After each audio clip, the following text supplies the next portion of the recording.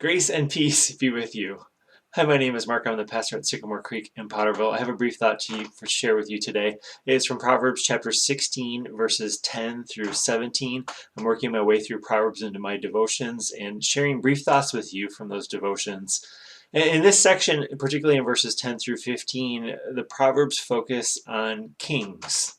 Each of these successive parables or Proverbs focuses on kings. And I'm going to pull from those Proverbs on kings some principles of good leaders. The first principle of good leaders is that, first of all, we get this from verse 10, good leaders recognize the weight of their words.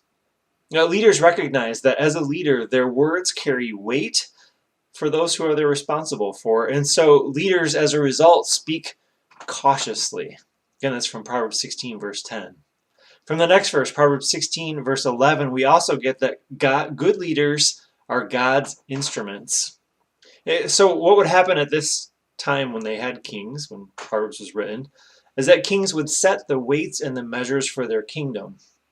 We don't necessarily have that today.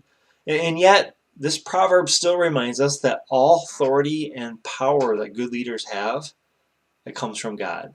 And a good leader recognizes that.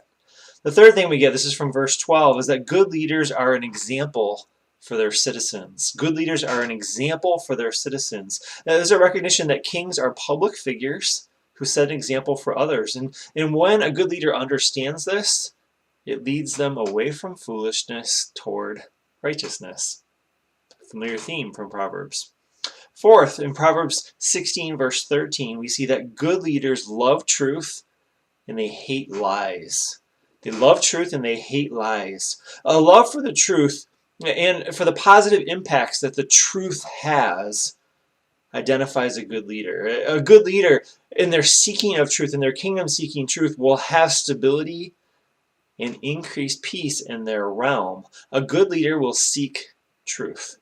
And finally, the last thing for today is that good leaders are self-controlled. This is from Proverbs 16, verse 14.